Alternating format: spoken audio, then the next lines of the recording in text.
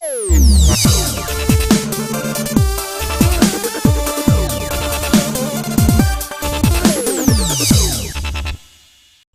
to HiveMind. This is the speaker. I'm here with my co-hosts, The Sharp Edge and Corey Diggs. How you girls doing? Doing good. How are you? Not too bad. I missed a week, so I'm glad to be back. Yeah, we all did. Oh, yeah, we did, didn't we? I missed 2 then. Shit. There you go.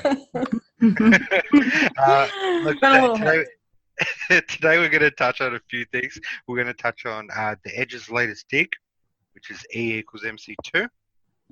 We're also going to touch on Corey's new dig, which is coming out hopefully after we bring out this podcast, which is Jeffrey Epstein, New Mexico Zorro Ranch insulated?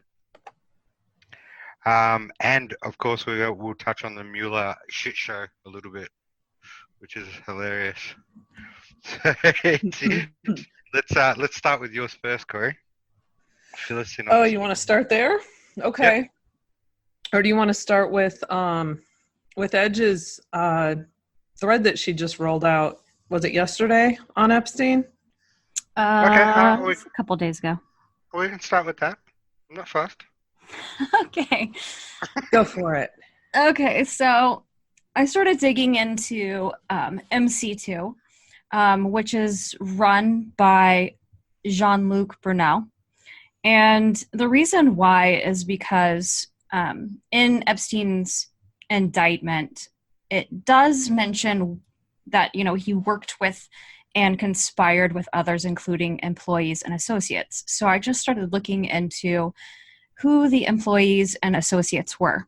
And Brunel obviously came up. So the 2008 plea deal, it did actually list 4 accomplices or possible accomplices.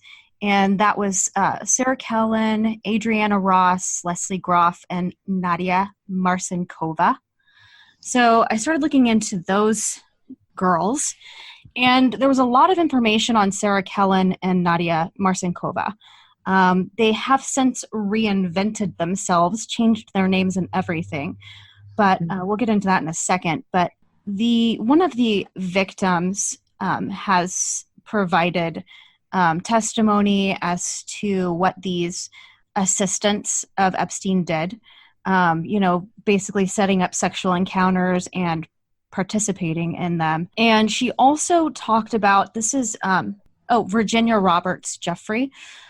She talked about Jean-Luc Brunel also in part of her testimony, stating that he engaged in a pattern of racketeering that involved luring minor kids from his MC2 modeling agency to engage in sexual encounters with Epstein and other men. And these girls that she talks about were all underage. They were children. Jean-Luc Brunel would travel all over the world, quote unquote, scouting for models. He went to South America. He went to Europe, former Soviet republics. And from what Virginia Roberts Jeffrey has testified in the past, he would farm these girls out to high-profile people, including Epstein, not limited to Epstein. So basically, it looks like Epstein helped Jean-Luc Brunel set up MC2 because he gave Epstein gave Jean-Luc Brunel $1 million in 2005 when he founded MC2. Now, we don't know if it was to be like a private partner or if this was some sort of like under the table payment, as far as like Brunel providing as a procurer for Epstein's young girls that he received from him. But we do know that Virginia Roberts Jeffrey has testified that Brunel ran some kind of modeling agency, and this is the weird part. He appeared to have some kind of arrangement with the U.S. government where he could get passports and other travel documents for young girls, and then he would farm them out. This is what is written in the legal documents of Virginia Roberts Jeffrey's written testimony. That's very interesting. That is very interesting. How did he have some sort of arrangement with the U.S. government to get passports for these young girls? See, and this is a great lead into when I get to my story. So keep going. Yeah, so I looked into Brunel further. I can't find a ton of information. There are lots of sources that say Brunel has ties to Israel, that he was some kind of pimp for Mossad, but I couldn't find any hard evidence to support that, other than the fact that he was really good friends with Epstein. Virginia Roberts Jeffrey has testified that she has had sexual relations with Brunel multiple times in New York, on Epstein Island, at Zorro Ranch. Some of these times they were multiple young girls, like an orgy sort of scenario.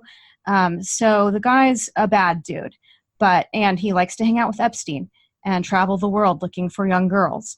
But I can't find, other than this connection as far as being able to obtain travel docs for young girls through the U.S. government, I can't find any other connections other than just rumors. He does have a modeling agency in Tel Aviv. That's the only connection to Israel that I know of. But there's a ton of evidence to prove or to support the fact that the dude's a pedophile.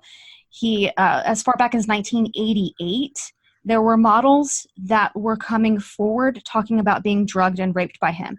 And not just, one or two, but dozens and dozens of them. In 88. In 1988, 60 Minutes did an investigation of Brunel, and they interviewed dozens of girls. Then CBS also interviewed like 5 girls, and they all said that they had been drugged and raped by him. And he got away with it, obviously. Right. So then we have Nadia Marcinkova, which was one of the associates or employees that was part of the non-prosecution agreement back in Florida. She, at the time, was underage. So she was basically both a victim and a perpetrator. So she would participate in the sexual acts and she would encourage the sexual acts. But she was also considered Epstein's sex slave. And also in victim testimony, they have said that Epstein has told one of the victims that he actually purchased Nadia Marcinkova at the age of 15 from her parents in Yugoslavia. Now, this makes me think that she was one of Brunel's girls. And there's no direct proof of that, but we do know that Nadia was a successful model. She worked for Chanel, Dior, Vogue, and MTV.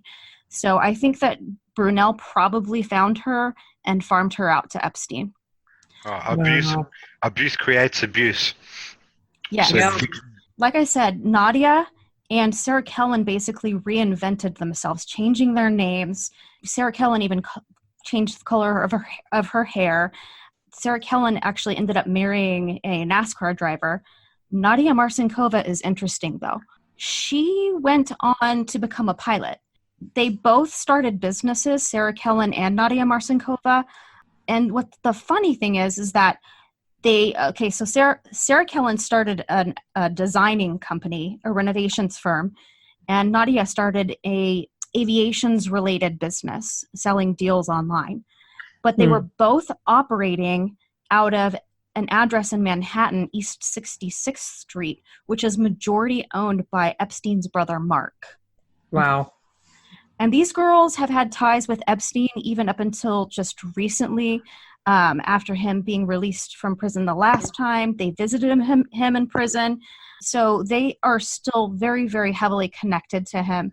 So Nadia was trained to be a pilot out of Florida's Lantana Airport.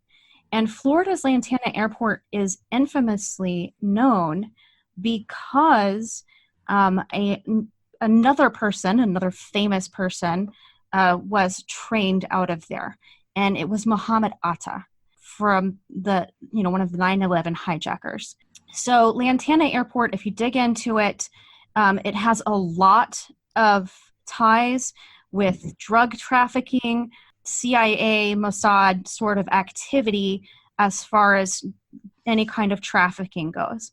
So the fact that she was trained out of that airport is questionable as well. Like, what is she doing there? What was the purpose of her becoming a pilot? What kind of trafficking may she have been or Epstein have been involved in out of that airport, etc. It just raises a lot of questions. Right. So another connection came up with MC2. So we've learned about this girl named Rachel Chandler, who was supposedly a sort of modeling scout or modeling agency related person. And she posted some photos of some models on a website that are from MC2. And Rachel Chandler, there's a photo of her that she posted herself on Instagram of her with Bill Clinton, supposedly on Epstein's plane. You have to write supposedly there because we don't know that. We don't have proof. Yeah. It's just we're speculating that the photo of her with Bill Clinton is on Epstein's plane, but we don't have proof of this. We just know that it's her with Bill Clinton.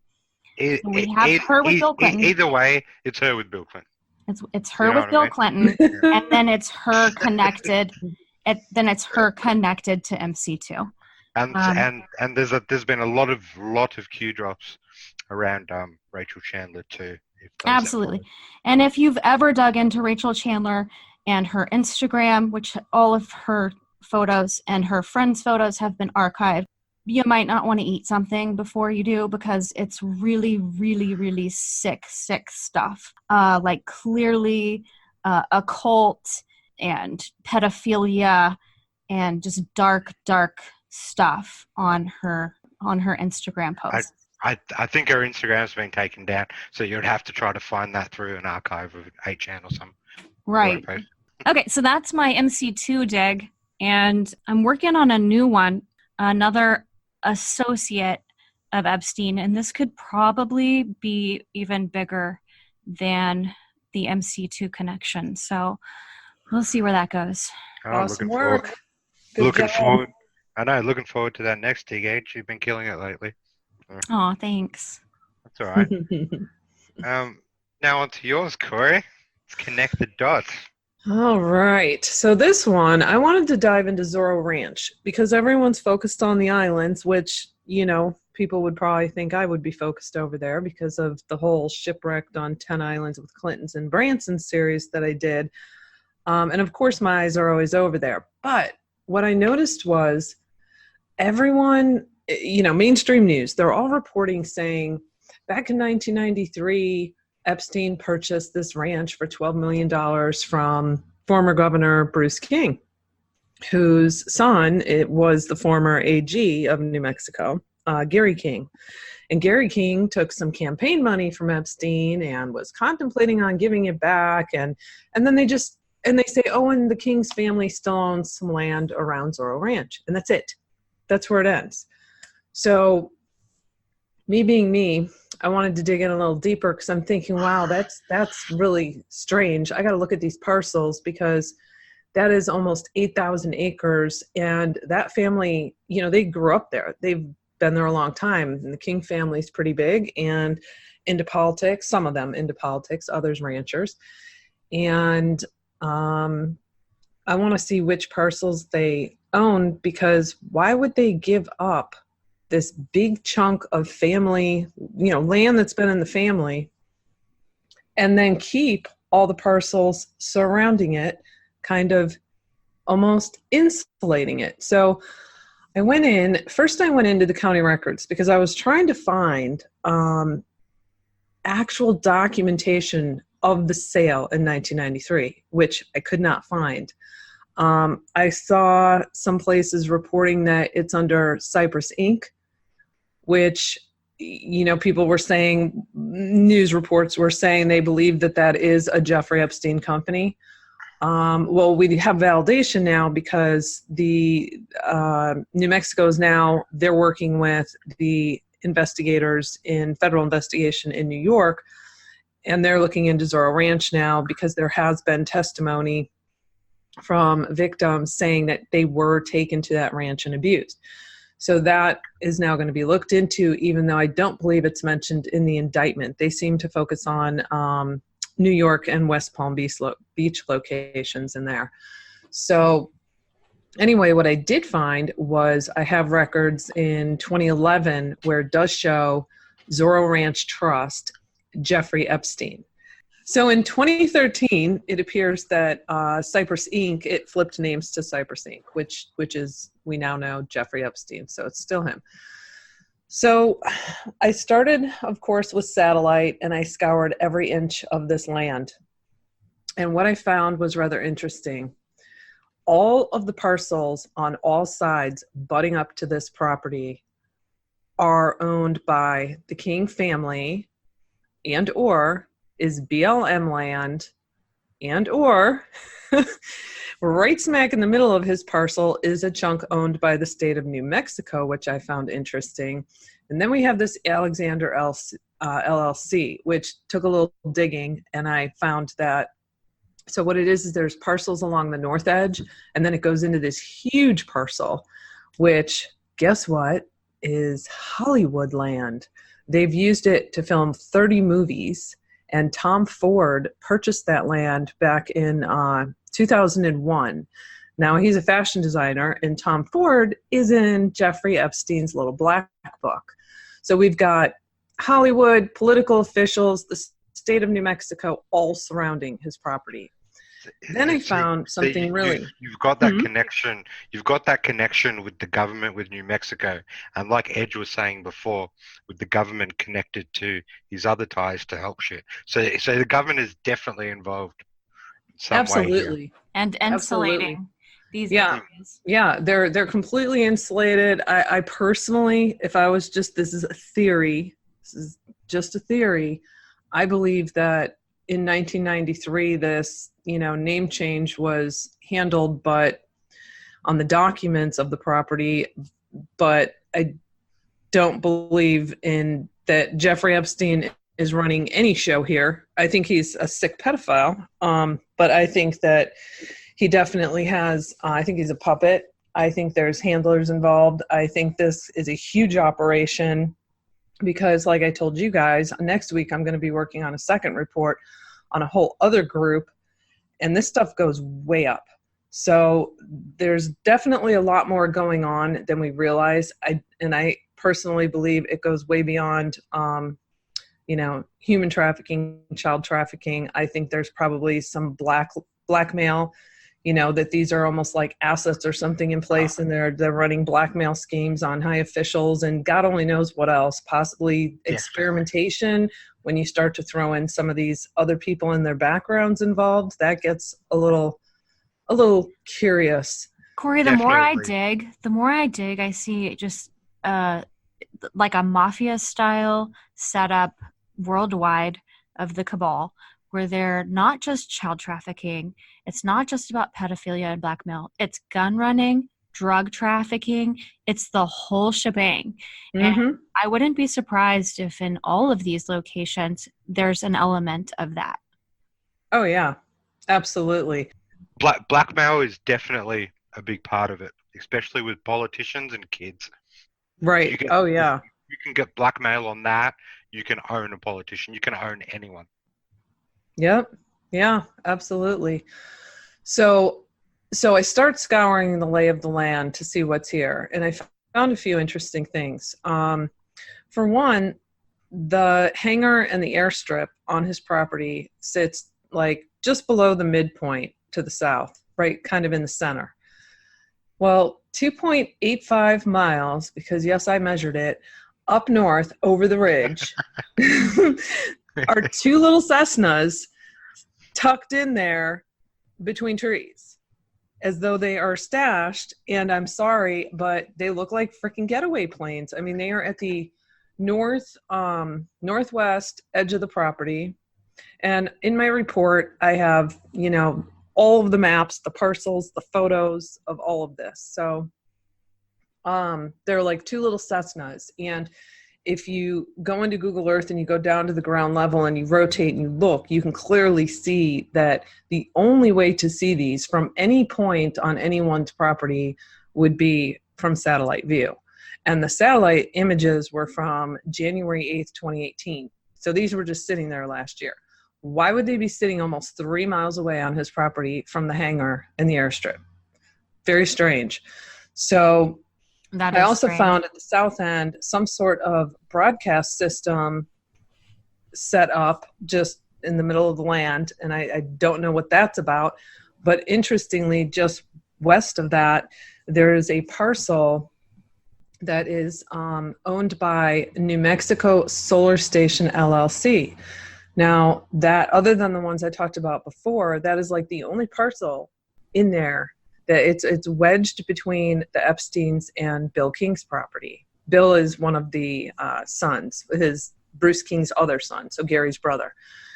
And I'm thinking, wow, what the heck would a solar station be doing in there? So I looked into that, and that was founded in 2006, and it's realtors, and I won't go into too much detail, but there's an interesting little story in there about that in my report. Just a lot of interesting connections here. And then we get down to the King family. And well, actually, before I get to that, I just want to mention, so that parcel that's smack in the middle of Epstein's parcel, he technically has 3. So he has 2 little ones and the big one, but the little ones kind of fall within the big one. They're just parceled out into 3. So reports were only talking about 2, but there's technically 3. And so the acreage owned by the state of New Mexico is a pretty sizable chunk in the middle. And they have this very strange object that you guys have seen that I don't know what it is. I'm sure someone's going to look at this and say, oh, it's just this or it's that, or, but it's odd. I've never seen anything like it. And it measures 31 feet across. It's this big circular disc thing in the ground, and it looks like almost like it could rotate or something. So one would think, whatever this is, if it's something that is functioning, that someone from the state, some employee, would need to go out there. And it is located right by a dirt road that goes right up to it, which means they're going through Epstein's property to get to this. So he also has, down by the entrance, which is Zorro Ranch Road, is a main, the main ranch. It's not the mansion. I mean, there's like 5 or 6 houses on this property. In fact, up by the plains at the north end, there are 2 homes up there. So if you were in that last home and you needed to bolt, you would basically run out the back door and go up over that ridge right into the Cessna, or one of the 2. So back down towards the middle, and I have all this illustrated in my report, you'll see this ranch with paddocks, and there's a stable, and there's a couple little homes and other buildings. And I realize, the animals could be inside the stable, but there's not a single animal out here anywhere on his entire property. And if they were in the stable, though, even just looking at the grounds, I mean, there's like no tracking at all. It's very strange. It's like this desolate little town. So who knows? Maybe once there was animals, or maybe there's something else going on there. Mm-hmm. And then we have the wonderful images of what would appear to be fracking that is taking place on both the Zorro Ranch as well as some of the land surrounding that's owned by the Kings. So I have pictures of that in here. And one real interesting thing you guys will get a kick out of. So you know how on Epstein Island on the Little St. James, they had the tennis courts, and it was discovered once it was all cleared out and everything that it was really like this painted tarp, and it wasn't an actual tennis court. I remember saying that. Yeah. So I'm looking at this picture by Routers, and I suspect this picture was taken quite a while ago, and it has the labyrinth in the backyard of the mansion, which is further up, more north from the other ranch, from the stable. And that's the picture that keeps going around, is this mansion with this labyrinth. Well, when you look on satellite from January 8th, 2018, it's dirt. It's like, it's either spray painted on the dirt or it's a freaking tarp, because there's actually rocks sitting on top of where those shrubs would be. And there's nothing 3-dimensional about this. It's completely flat. So I don't know what that's about, but it's just strange because it's very similar to the tennis court over in Little St. James. Yeah, it's quite large. And you can tell there's like dirt tracks, just as though dirt tracks are just driving over this thing, which obviously you could not do if these were shrubs. So it's very strange. So I have the side-by-side pictures in here. So getting more into the King family real quick, they don't really get into the background of this. And I think it's very significant and important because former Governor Bruce King was the governor when he sold that property to Epstein.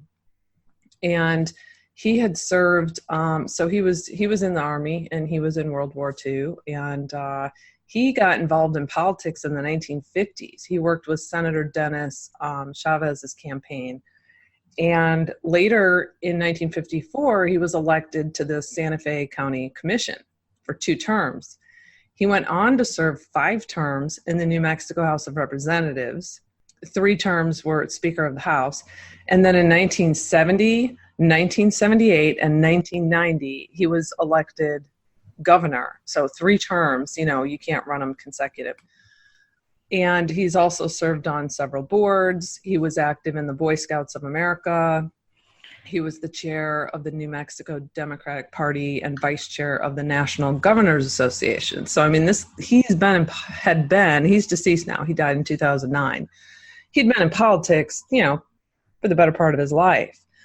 Now, he was married to Alice Marie Martin King in 1947, and she passed away just a year before him in 2008. Alice was quite an advocate for children.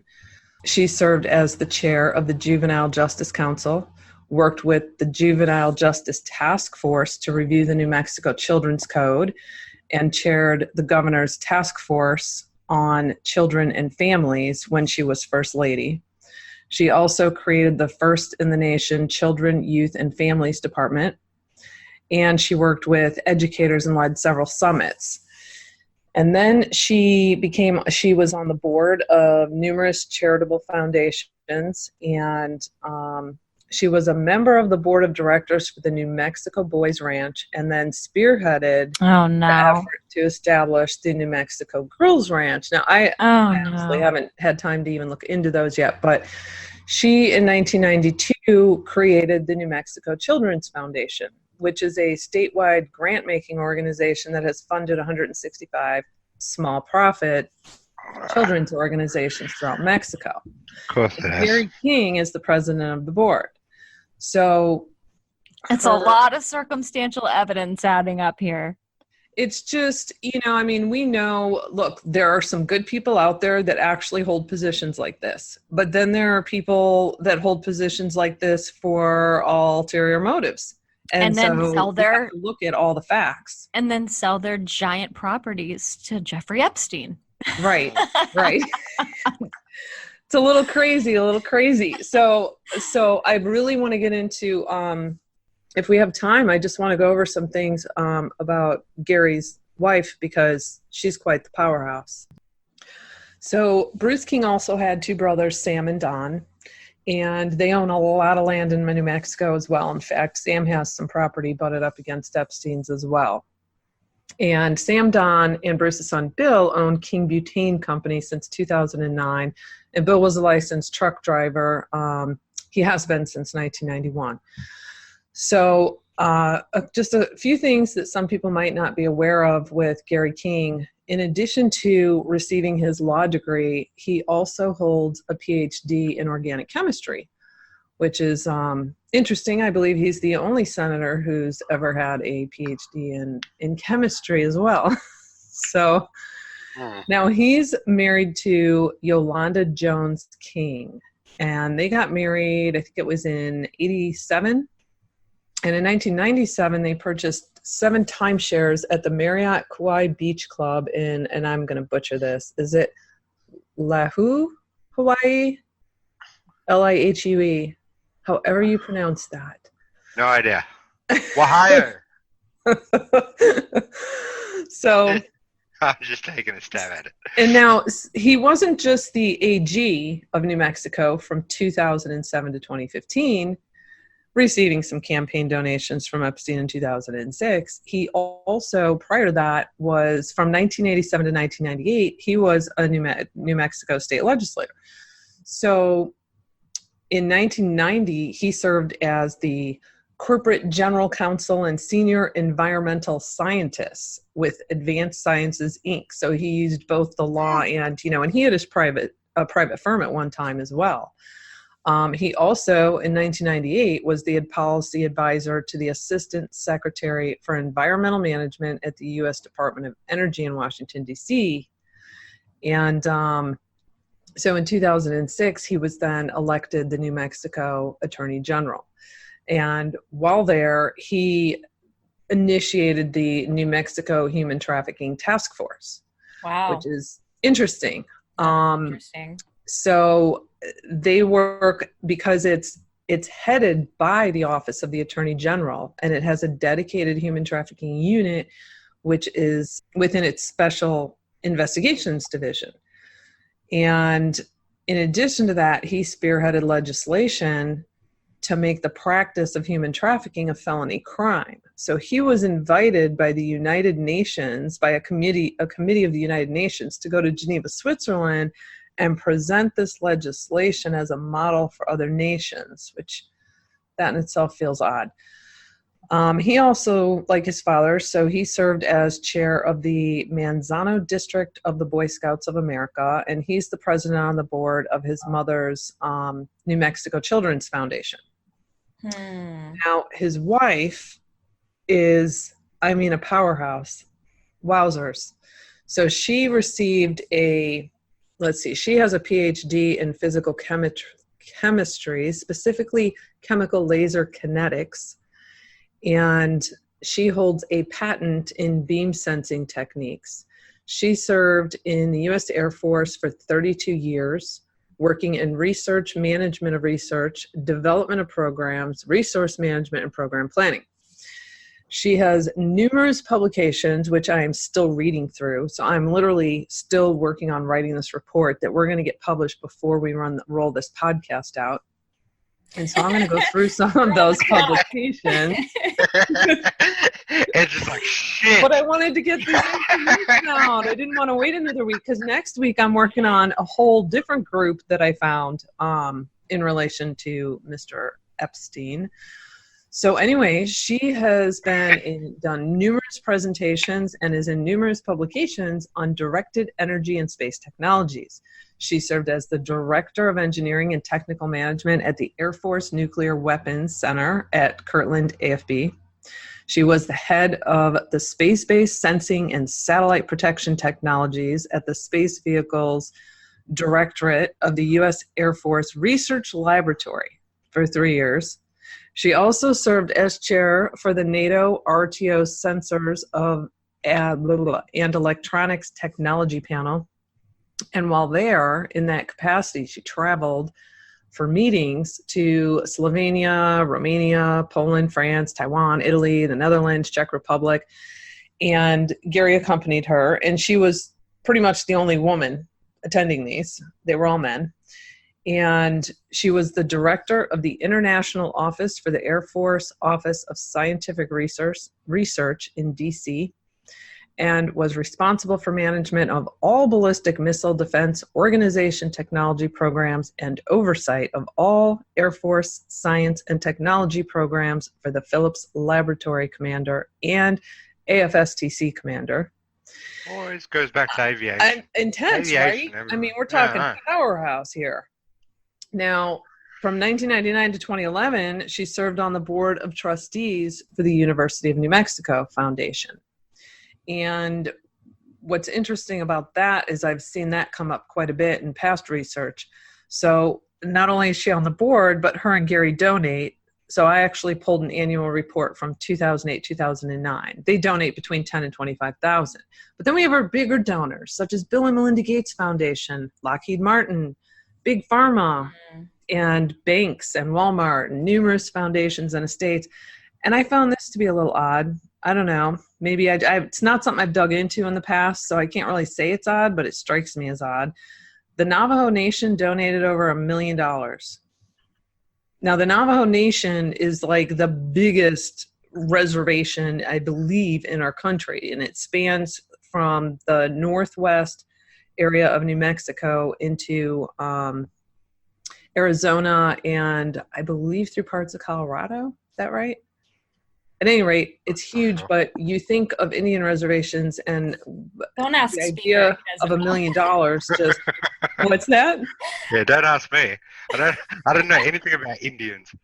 You say All right, Indian. well, that's a future dig for me, but there's something going on there. So then, just this year, the New Mexico Senate Democrats confirmed her to the New Mexico Institute of Mining and Technology Board of Regents. Now, I looked up her campaign contributions. She primarily donates to women, with exception of her husband, of course, and a couple of males. And her most recent contribution was to Tulsi Gabbard. Is that how you say that? Tulsi Gabbard. Gabbard. Mm-hmm. For her presidential run, and we know she's from Hawaii, where I don't know if they still have their 7-time shares in Hawaii or not. But as I'm writing this, I'm thinking, ballistic missiles. Remember that false alarm in Hawaii last year? Yeah, these are some really well-connected people, with not just low-level, governorship of New Mexico, but it seems like they have a lot of background in research, development, aerospace. I mean, defense, a lot of things around children. Pharmaceuticals. This is the whole gamut. It's crazy. And so this family is affiliated with this property at Zorro Ranch, and they sell the property to Epstein. They give him carte blanche to do whatever the hell he wants there, unencumbered, apparently. Didn't he go to New Mexico when he first purchased the home or the property and try to register as a sex offender, and they didn't? Or what, do you know the story on that? I don't know about him trying to register. I know that their laws are a little different, and I remember reading some reports saying they're actually now, because of this, talking about changing those laws, but something to do with if it didn't happen in their state, then they don't have to register. And don't quote me on that, but it's something funky along those lines. But what's interesting about this is I ran a background search on every single one of these people I'm talking about, as well as several others, which the background search database that I use is in my Four Diggers page on my resources. So if anyone's looking for a good one, that is what I use, and it really helps me just to get in there and find their criminal backgrounds, employment, relationships, and what was funny, I actually was laughing when I came across it, because when you're scrolling down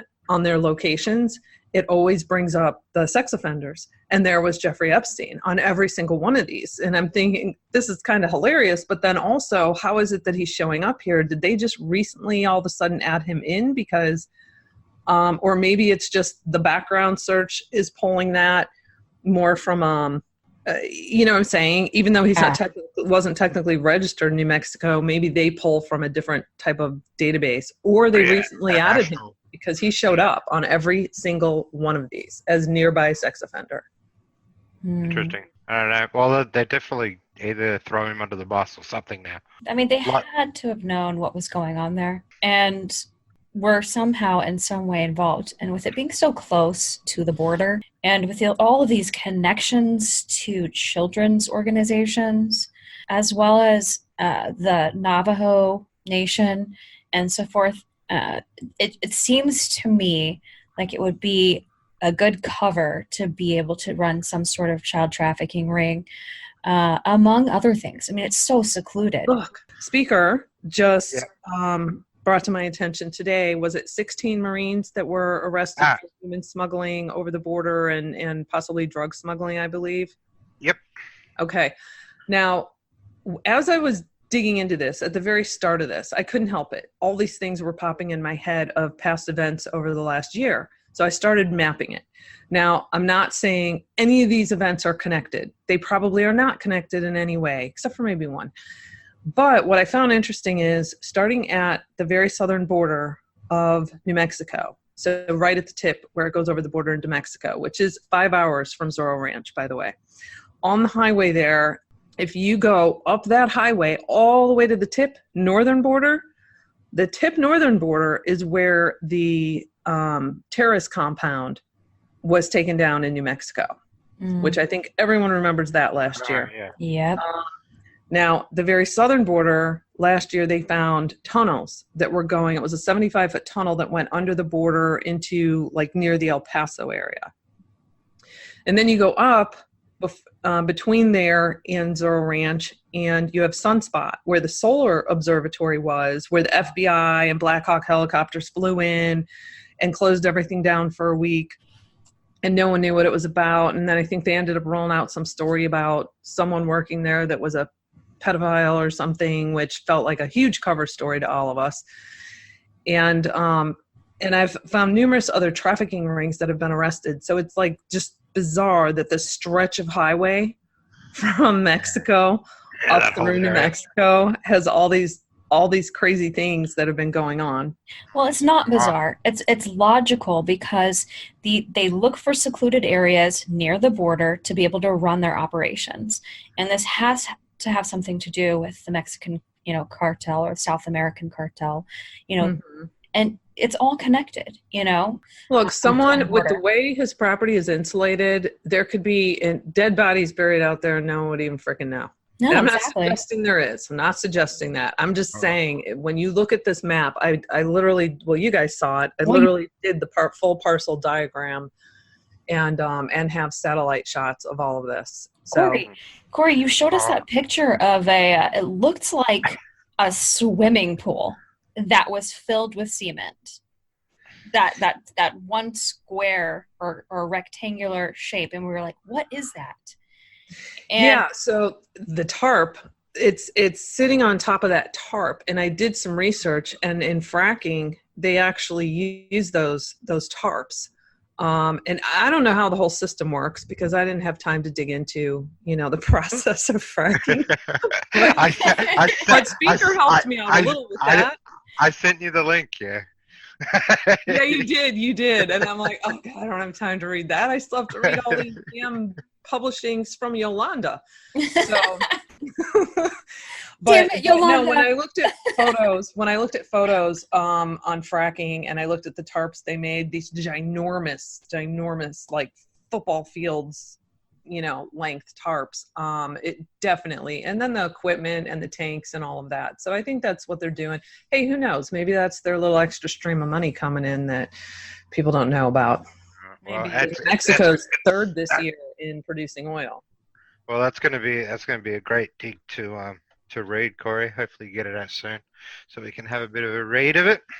I will have it done within the next 35 hours. Oh, brilliant. Get to write it.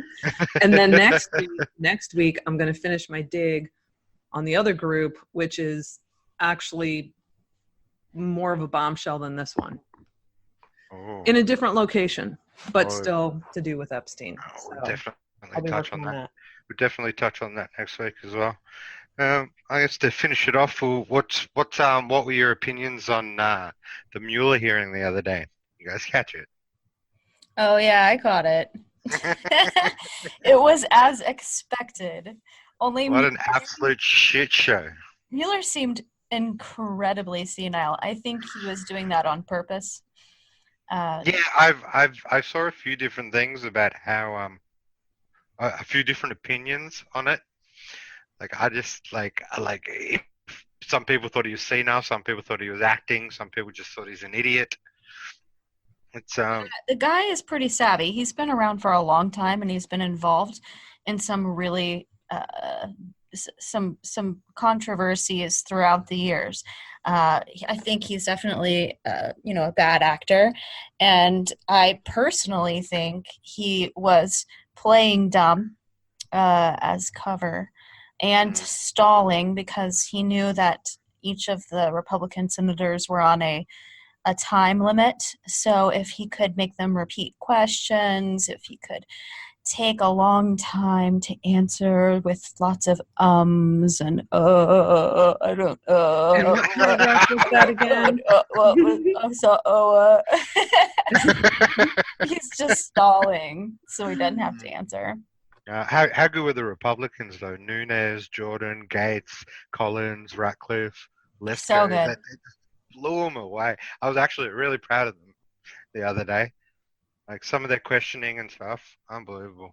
Yeah. Just hit the nail on its head. Definitely. And the Dems did not do themselves any favors by holding that circus. They thought it was going to be some sort of a way for them to justify carrying on with impeachment proceedings. But all it did was just make Mueller look like an idiot. And the Republicans looked very well put together, concise, good 100%. questions. So, see, if you're a moderate watching that, you're definitely leaning to the right. Like you can't watch that unless you're completely brainwashed leftist. You can't watch that and not come out of it going, that's a win, a huge win for Trump. I am not familiar with Fusion GPS. Where did he get? That had to be the line of all. And I didn't even really get to watch it because I was up till 5 a.m. researching, so I slept through it. But I caught several clips on Twitter the next day. And that one, I mean, I didn't watch the whole thing, but that one had to take the cake. Yeah, it did. I mean, just jaw-dropping. Like, do they really think people buy that? Yeah. Oh well, a lot of people do. That's the problem. A lot of people will believe that shit. And just real quick, because we were talking about Epstein, we should probably mention the fact that they found him injured in his cell last night. God, yes. Yeah. And some kind of neck wounds, and they don't know if it was an attempted suicide to try and get out of there and get released, or if someone tried to murder him. And the whole thing's kind of crazy right now. So I'm waiting until we get some more details on that. Because I don't know how someone could get to him to try to murder him, quite honestly. There's speculation that it was an inmate. At this point, it's just speculation. The former cop who ran drugs and murdered 4 people. And somehow had a cell phone that was confiscated. Yeah, but then I saw that he had the cell phone back on the 3rd before Epstein was in there or something. So I don't know. I haven't had time to really dig into it because I've been rushing trying to get this bad boy done. Right. Yeah, me neither. So, but that is definitely an interesting developing story. Hopefully we'll get some more details on that. And hopefully we can get some info out of Epstein before he's suicided. Oh, yeah, 100%. I think they have it all already. Yeah. Yeah. Being as I believe some of this has been run right through the government. Yep. Powerful people. This dig I'm doing right now, just incredibly powerful people. And, it's no surprise that they want him silenced. So, okay, we'll wrap it up here, guys. Please share, like, and subscribe. Visit our websites. All the information will be in the description below. Thanks for joining us. We'll see you back next time on Hive Mind.